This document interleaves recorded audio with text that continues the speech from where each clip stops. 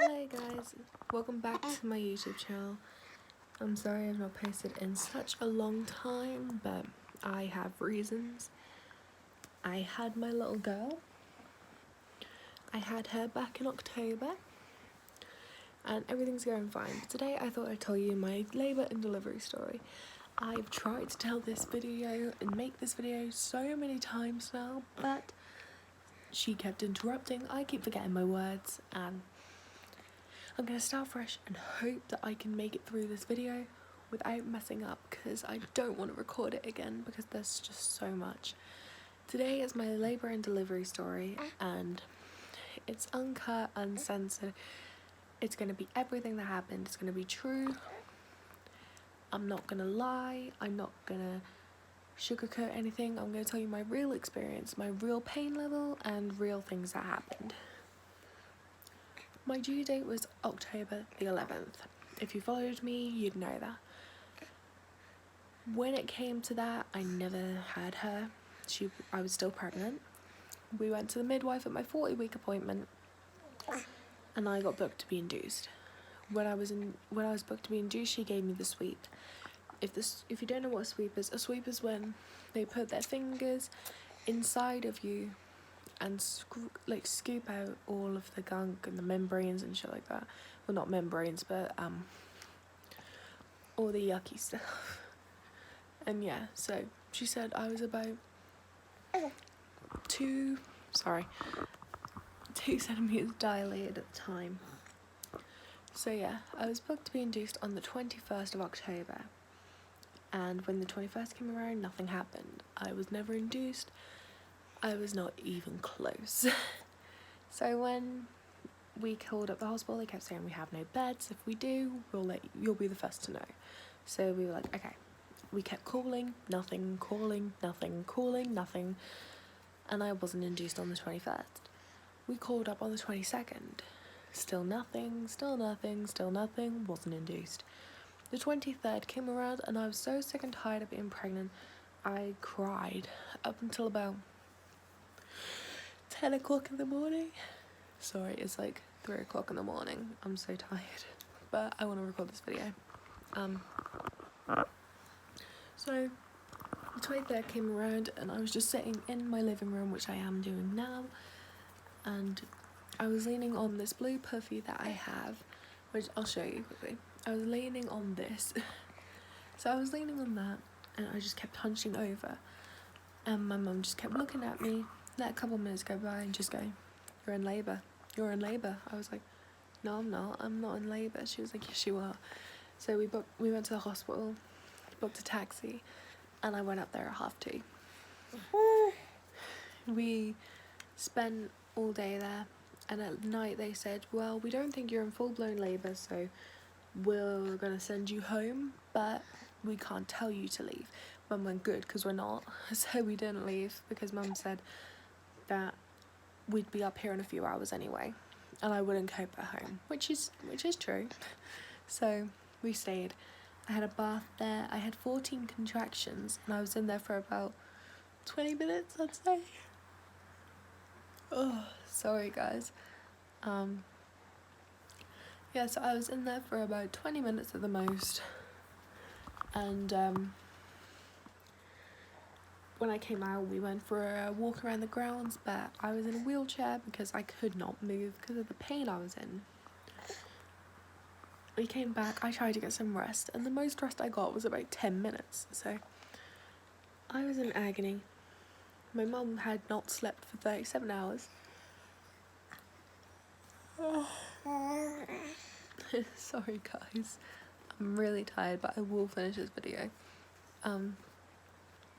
So when I couldn't sleep, I kept going up to the place and kept going, is there any medicine you can give me? And they kept going, here's some liquid morphine. So I had some liquid morphine and it didn't change anything. I felt the exact same. 5 AM exactly, the hospital comes in, like the midwives, and goes, we're gonna move you to the delivery suite. And we were like, okay, cool. So me and my boyfriend go and wake up my mum, who was in the day room, and basically say, we're now going to the delivery. And Mum's like, okay. So we make our way to the delivery suite. When we finally get there, I had 2 nice midwives, and I don't remember their names. But they helped me for the beginning. They put my cannula in, they put a catheter in, and they basically let me use gas and air because of how much pain I was in. So when I had the gas and air, I felt a lot better, but I was using it constantly. So I eventually got banned from it from being dehydrated. So they were worried it was going to cause risk to me and the baby. So when I had a midwife later on called Dee, she banned me from it, so I was never able to use it during birth. But when I had Dee, she was more abrupt. She was horrible to me. So when I had Dee, everything kind of just made me cry, and everything was just horrible. And that was like the worst part of my whole labour, because she was just so mean to me because I wouldn't like do what she said because I was in so much pain. About 10 a.m, I guess, 9, 10 a.m, I had an epidural, and I went to sleep straight after that. Sorry guys. I had an epidural and my mum nearly passed out. So my mum and boyfriend went to go get food. I woke up briefly, asked where my mum was, and they basically were like, oh, she's going to go get some food, she'll be home, she'll be back in a minute. So I was like, okay. I ended up falling asleep again. I guess I woke up at about 11 and I was in so much pain. The epidural did not work. I was screaming so bad. This was about 12-ish, I'd guess. I'm so tired, I'm so sorry. But when the midwife, Dee, kept just shouting at me, she was like, you're not even having a contraction, what are you screaming for? Mum went, check her, I bet she's more dilated than you think. They went, oh no, she won't be dilated any further, this could take a few days, maybe 12 hours. Mum went, no, go on, check her, bet she's further. They checked me, they went, yeah, she's further than you think, isn't she? They went, yeah, she's 10 centimetres dilated. So I was in full-blown labour without them believing me. So when we got to about 12:30, they said within that hour I would start pushing, and I had a different midwife, and her name was Rosie. When we got to Rosie, when I was having contractions and when I was starting to push, she basically told me not to scream, and that is very hard when you are pushing a baby out of your innards. But when I got to pushing her out, I didn't have gas and air, my epidural did not work, so I basically gave birth without any help. And that was the most painful thing I've ever felt in my life. When it come to her head, I'm very, very, very sorry. If you've made it this far into the video, please comment like a pineapple or a baby emoji. But yeah, when it came to pushing her out, you get this thing when the head comes out called the ring of fire. It's basically when the whole head, the top bit here comes out. It's the most painful thing I've ever experienced. That was more painful than labour itself. I was in labour overall for an hour, 8 hours 45 or something. So that was a long while. And I was pushing for like an hour of that. I'm so sorry. It's like 3:25. But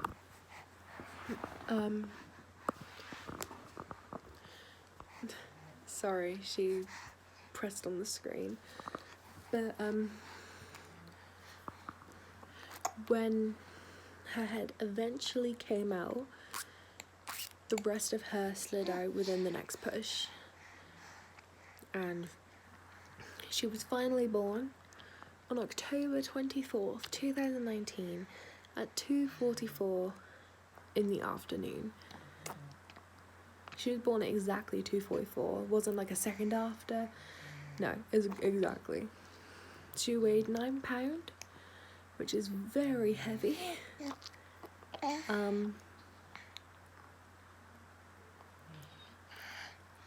And her full name is Serenity J. I'm not going to say our last names for privacy of the dad, but after that you obviously have to deliver your placenta, and that was pretty easy. They had to inject me to actually get it out. So they injected me and my placenta came out. They had to make sure it was intact, which it was, but the membranes were still inside of me. So the membranes, pretty much, a woman straight after I gave birth put her whole hand inside of me, and I kept screaming at her, fuck off, I don't like it, fuck off, I don't want you, fuck off, fuck off. They kept going, well, I need to do this. I said, I don't fucking care, get the fuck away from me. Because I'd literally just given birth. I didn't want anything going up me. So when that was over, all the membranes came out. I then had to be stitched. She gave me 2nd-degree tears in 3 different places. I should do like a count meter. How many times a count meter? Did I just say that? A yawn meter. How many times I yawn in this video? Please comment it. I had to be stitched, and they have to inject local anesthetic in the area to numb it, and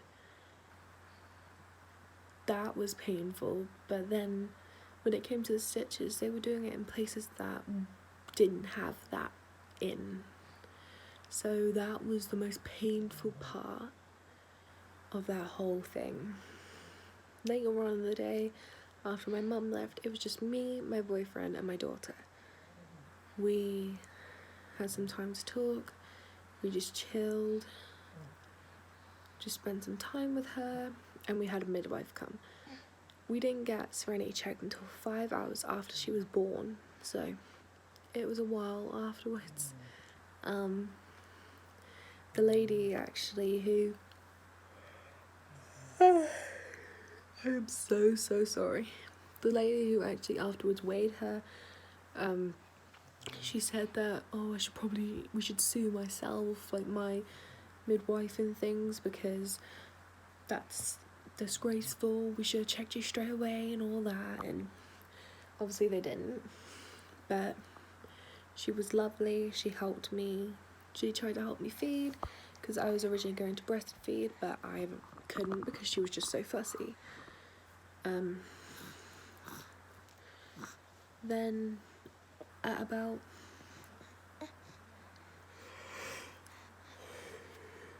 midnight, I got moved into the Blakeney ward. So we were there for a few days. The first night my boyfriend spent with me, and the second night my mum spent with me. And that was horrible. I still had my cannula and my catheter in. And they said if I could go to the toilet by myself, they could take my cannula out. So I was excited. I wanted my cannula out so bad because it was endogenally and it hurt me so bad. So when I was like, yes, okay, I did it without any help. So when I got there, did it without help. My boyfriend went to go get a midwife.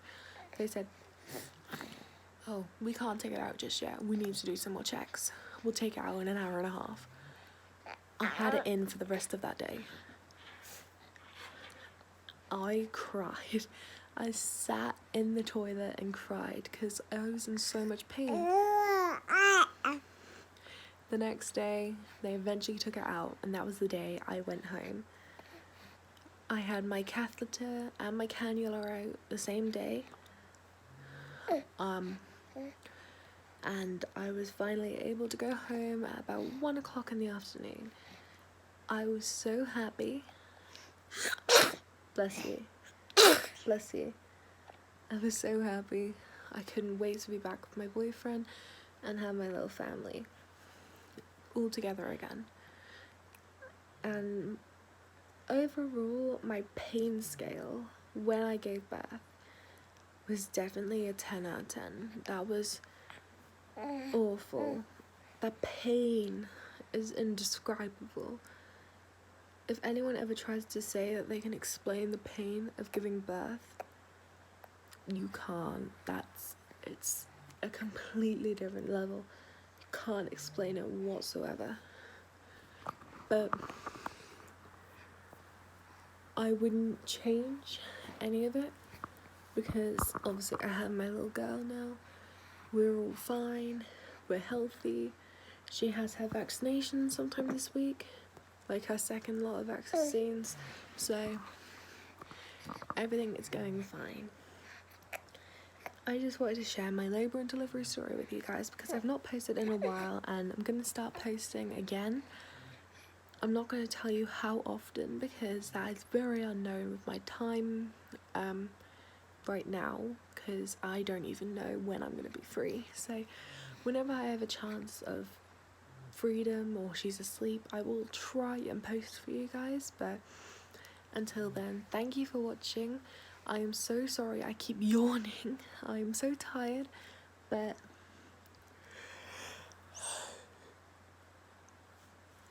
now I'm going to try and get her back to sleep.